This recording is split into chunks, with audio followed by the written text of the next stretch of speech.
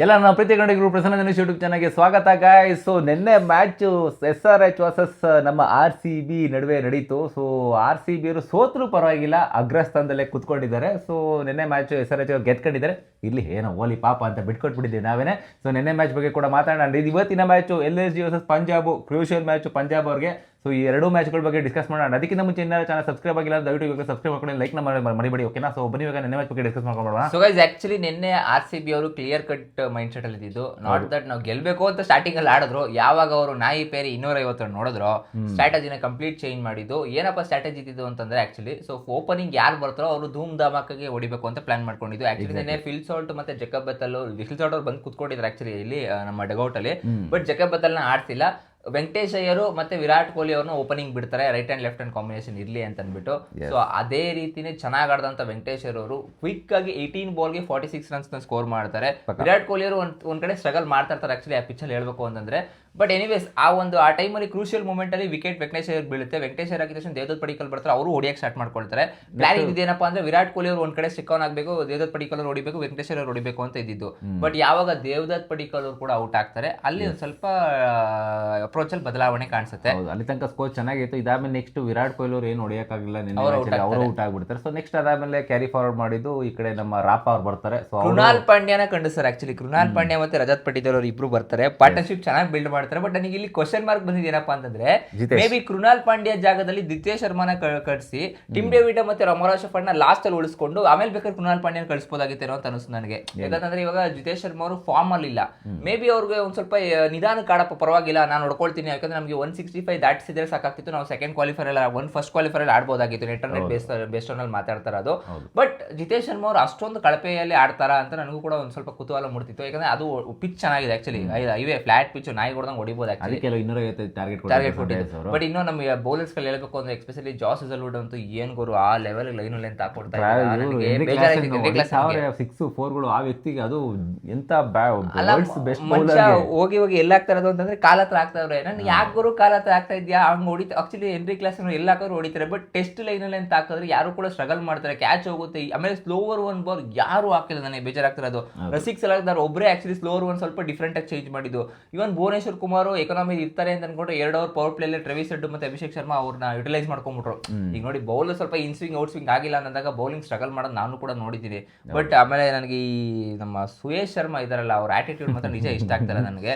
ನೀನು ಒಂದು ಬೌಲರು ಒಂದು ವಿಕೆಟ್ ತಗೊಂಡೆ ಯಾರ್ದು ಅಭಿಷೇಕ್ ಶರ್ಮಾ, ಸೆಲೆಬ್ರೇಟ್ ಮಾಡು, ಏನೋ ಒಂಥರ ಏನೋ ಹಿಂಗ್ ನೋಡೋದು ಅವೆಲ್ಲ ಯಾರು ನಾಯಿ ಹೊಡೆದಂಗೆ ಹೊಡ್ಸ್ಕೊಂತ ಇದ್ದೀನಿ.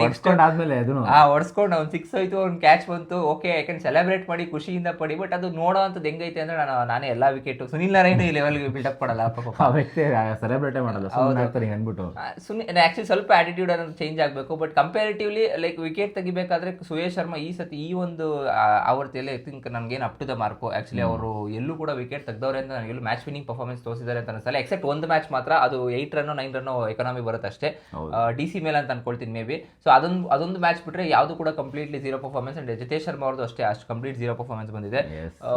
SRH ಕಡೆ ಮಾತಾಡಂಗಿದ್ರೆ ನಾಯಿ ಪೇರೆ ಕೆಚ್ಚಾಕಿದ್ರು ಗೈಸ್. ನಾನಂತೂ ಲಿಟ್ರಲಿ 255 ಟಾರ್ಗೆಟ್ ಕೊಡ್ತಾರೆ ಅಂತ ಅನ್ಕೊಂಡಿಲ್ಲ, ನಾನು 220 ಕೊಡ್ಬೋದು ಅನ್ಕೊಂಡಿದ್ದೆ.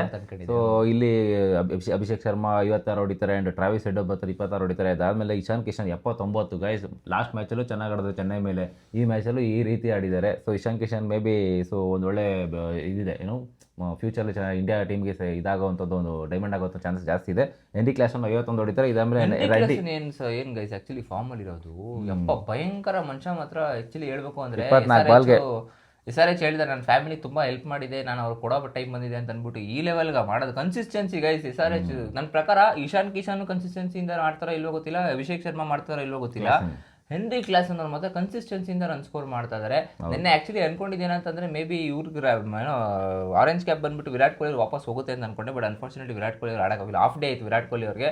ಬಟ್ ಜಗಳ ಆಯ್ತಪ್ಪ, ನಮ್ಮ ಟ್ರೆವಿಸ್ ಹೆಡ್ ಟುಲ್ಲಾ ಅವರು ಸ್ವಲ್ಪ ಓವರ್ ಆಗಿ ಆಡ್ತಾ ಇದಾರೆ ಏನೋ ಸೆಂಟ್ರಲ್ಲಿ. ನಮ್ ಕಿಂಗ್ ಅವ್ರು ಬಿಡ್ತಾರೆ ಆಕ್ಚುಲಿ ಪರ್ಫಾರ್ಮೆನ್ಸ್ ತೋರಿಸಿದ್ರೆ ನುಂಗಾಕೊಂಡ್ಬಿಟ್ಟಿರೋರು. ಆಕ್ಚುಲಿ ಹೇಳ್ಬೇಕು ಅಂದ್ರೆ ಮಮ್ಮ ನಿಮ್ ಕ್ವಾಲಿಫೈರ್ 1 ಅಲ್ಲಿ ಇಲ್ಲ ಕ್ವಾಲಿಫೈರ್ 2 ಅಲ್ಲಿ ಸಿಗ್ತೀರಾ, ಆಕ್ಚುಲಿ ಎಕ್ಸಿಟ್ ಆದ್ರೆ ಆಗ್ಬೋದು. ಆಗಿಲ್ಲ ಅಂತಂದ್ರೆ ಇನ್ ಕೇಸ್ ಫೈನಲ್ ಅಲ್ಲಿ ಸಿಗ್ತೀವಿ ನಾವು. ಸೇಮ್ 2016 ರಿಪೀಟ್ ಆಗುತ್ತೆ ಆಗುತ್ತೆ ಅಂತ ಕಷ್ಟ ಅನ್ಸುತ್ತೆ. ಆಯ್ತು. ಇನ್ನ 2 ಮ್ಯಾಚ್ ಆಡ್ಬೇಕು ಅಂದ್ರೆ ಹಂಗೇನಾದ್ರು ಎಲಿಮಿನೇಟರ್ ಟೋಲ್ ವಿನ್ ಆಗಿ ನೆಕ್ಸ್ಟ್ ಅಲ್ಲ ಕ್ವಾಲಿಫೈರ್ ಟೋಲ್ ವಿನ್ ಆಗಿ ಎಲಿಮಿನೇಟರ್ ಟೋಲ್ ವಿನ್ ಆಗಿ ಆಮೇಲೆ ಫೈನಲ್ ಬರೋದ್ರಿಂದ ಸೊ ಕಷ್ಟ ಇದೆ. 2 ಮ್ಯಾಚ್ಗಳು ಗೆದ್ಕೊ ಬರೋದು ನೋಡೋಣ ಗೈಸ್ ನಾನು ಹೇಳ ಆಕ್ಚುಲಿ ಇವತ್ತು ಯಾರು ಗೆಲ್ತಾರೆ ಅಂತ. ಸೊ ಇವತ್ತು ಮತ್ತೆ ಇನ್ನೊಂದು ಮ್ಯಾಚ್ ಇದೆ, LSG ವರ್ಸಸ್ ಪಂಜಾಬ್ ಇವತ್ತಿನ ಮ್ಯಾಚ್ ಗೈಸ್. ಸೊ ಪಂಜಾಬ್ ಅವ್ರಿಗೆ ಹೇಳ್ತೀನಿ, ಪಂಜಾಬ್ ಅವ್ರು ಹೊಡಿತಾರೆ.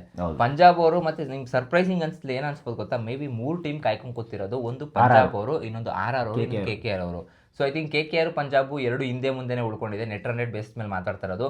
ಇನ್ ಕೇಸ್ ಏನಾದ್ರು ರಾಜಸ್ಥಾನ್ ರಾಯಲ್ಸ್ ಮುಂಬೈ ಇಂಡಿಯನ್ಸ್ ಮೇಲೆ ಕಡೆಯ ಮ್ಯಾಚ್ ಏನ್ ನಡೀತಾ ಇದೆ ಅದರಲ್ಲಿ ಏನಾದ್ರು ಸೋತ್ರೆ, ಮುಂಬೈ ಗೆದ್ರೆ ರಾಜಸ್ಥಾನ್ ರಾಯಲ್ಸ್ ಮನೆ ಕಡೆಗೆ ಹೋಯ್ತು. ಇವತ್ತಿನ ಮ್ಯಾಚ್ ಪಂಜಾಬ್ ಅವ್ರು ಗೆಲ್ತಾರೆ, ಅದು ನಮ್ಮ ಪ್ರೆಡಿಕ್ಷನ್ ಕೊಡ್ತಾ ಇದೀವಿ. ಪಂಜಾಬ್ ಅವ್ರು ಗೆಲ್ತಾರೆ to 15 ಪಾಯಿಂಟ್ ಆಗುತ್ತೆ. ಈಗ KKR ಮತ್ತೆ DC ಮ್ಯಾಚ್ ಏನಿದೆ ತುಂಬಾ ಇಂಪಾರ್ಟೆನ್ಸ್ ಕೊಡುತ್ತೆ. ಅದರಲ್ಲಿ ಏನಾದ್ರು KKR ಗೆದ್ಬಿಟ್ಟು in the basis of net run rate ಮಾತಾಡ್ತಾ ಇರೋದು ಸ್ವಲ್ಪ ಐವ ಲೆವೆಲ್ ಮಾಡ್ಬಿಟ್ರೆ ಅಂತಂದ್ರೆ KKR ಅವ್ರು ಬಂದು ಕುತ್ಕೊಳ್ಬೋದು. ಬಟ್ ನನ್ನ ಪ್ರಕಾರ ಒಂದು ಸರ್ಪ್ರೈಸಿಂಗ್ಲಿ ಏನಪ್ಪಾ ಅನ್ಸೋದು ಅಂತಂದ್ರೆ ಮೇ ಬಿ KKR ಅವ್ರು ಬರ್ತಾರೆ, ಪಂಜಾಬ್ ಅವ್ರು ಬರ್ತಾರೆ ಏನೋ ಅಂತ ಅನಿಸ್ತದೆ. ಯಾಕಂದ್ರೆ 6 ಸೋತ್ಕೊಂಡು ಅದಕ್ಕೆ ನೆಟ್ ರನ್ ಡೇ 1 ಇಂದ ಸ್ಟಾರ್ಟಿಂಗ್ ಇಂದ ಇಂಪಾರ್ಟೆಂಟ್ ಅಂತ ಹೇಳೋದು ಅದಕ್ಕೋಸ್ಕರನೇ ಆಡಬೇಕು ನೀಟಾಗಿ ಅನ್ನೋದು ಇದಕ್ಕೇನೆ. ಈಗ ನೋಡಿ ಕೊನೆ ಮೊಮೆಂಟ್ 3 ಟೀಮು ಗೆದ್ರು ಕೂಡ ನೆಟ್ ರನ್ ರೇಟ್ ಮೇಲೆ ಕಾಯ್ಕೊಂಡು ಕೂತಿದ್ದಾರೆ. ಹೌದು ಅಲ್ವಾ? ಸೊ ಹಂಗಾಗಿ ಸೊ ಡೇ 1 ಇಂದ ಅಂದ್ರೆ ಸ್ಟಾರ್ಟಿಂಗ್ ಇಂದಾನೆ ಇದಕ್ಕೆ ಇಂಪಾರ್ಟೆನ್ಸ್ ಮೇ ಬಿ ಈಗ ಇಷ್ಟು ಕಷ್ಟಪಡಬೇಕಾಗಿರೋ ಅಗತ್ಯನೇ ಇರಲಿಲ್ಲ. ಅಂಡ್ ಮೋರ್ ಓವರ್ ಈ ಸತಿ ಅಂತೂ ಕ್ರೂಷಿಯಲ್. ಯಾವ ಸೀಸನ್ ಈ ತರ 14-16 ಪಾಯಿಂಟ್ಗಳಿಗೆಲ್ಲ ಆಲ್ಮೋಸ್ಟ್ ಪ್ಲೇ ಆಫ್ಗೆ ಎಲಿಜಿಬಲ್ ಆಗ್ಬಿಡ್ತಿರು. ಇಲ್ಲಿ 18 ತಗೊಂಡ್ರು ಸೊ ಇಲ್ಲಿ ತುಂಬಾ ಕಷ್ಟ ಆಗ್ತಾ ಇದೆ. 3 ಟೀಮು ಆಲ್ರೆಡಿ 18 ಪಾಯಿಂಟ್ ತಗೊಂಡು 1, 2, 3 ಸ್ಥಾನದಲ್ಲಿ ಕೂತ್ಕೊಂಡಿದ್ದಾರೆ. ಸೊ ಇನ್ನು 1 ಸ್ಥಾನಕ್ಕೆ ಕಿತ್ತಾಡ್ತಾ ಇದ್ದಾರೆ RR, KKR, ಪಂಜಾಬ್ ಅವರು. ಸೊ ಕಾದ್ ನೋಡ್ಬೇಕು ಗೈಸ್, ಇವ ಏನಾಗುತ್ತೆ ಗೊತ್ತಿಲ್ಲ. ಈ ವಾರ ಫುಲ್ಲು ಒಂಥರ ಬೆಳ್ಮೆ ಇಟ್ಕೊಂಡು ನೋಡ್ಬೇಕಾಗಿರೋ ಪರಿಸ್ಥಿತಿ ಬರುತ್ತೆ ನಮಗೆ.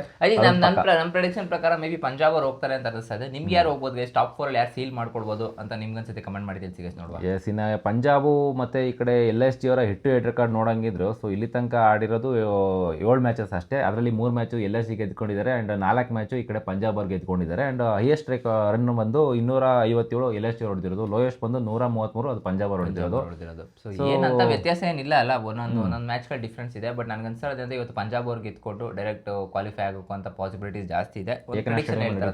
ಸೊ ಅವ್ರಿಗೆ ಹೋಮ್ ಗ್ರೌಂಡ್ ಅಲ್ಲಿ ನಡೀತಾ ಅಲ್ಲಿ. ಬಟ್ ಎನಿವೇಸ್ ನುಗ್ಗು ಹೊಡಿತಾರೆ ಅಂತ ಅನ್ಕೊಂಡಿದ್ದೀನಿ. ಇನ್ ಕೇಸ್ ಸೋತ್ರೆ ಕೋಲ್ಕತ್ತಾ ಮತ್ತೆ ರಾಜಸ್ಥಾನ್ ರಾಯಲ್ಸ್ಗೆ ಒಂದು ಚಾನ್ಸ್ ಇದೆ. ನಿಮ್ಗೆ ಅನ್ಸುತ್ತೆ ಗೈಸ್? ಯಾರು ಗೆಲ್ಲಬಹುದು ಇವತ್ತಿನ ಮ್ಯಾಚ್ ಅಲ್ಲಿ ಕಮೆಂಟ್ ಮಾಡಿ ತಿಳಿಸಿ. ಅಂಡ್ ಯಾರು ಕ್ವಾಲಿಫೈ ಆಗಬಹುದು ಅವರು ಕೂಡ ಕಮೆಂಟ್ ಮಾಡಿ ತಿಳಿಸಿ ಗೈಸ್. ಇದಾಗಿತ್ತು ಗೈಸ್ ನಮ್ಮ ಒಂದು preview and post match analysis. ಸಿಗೋಣ ಮುಂದಿನ ನೋಡೋದಿಲ್ಲ. ಅಲ್ಲಿ ತನಕ ಬಾಯ್.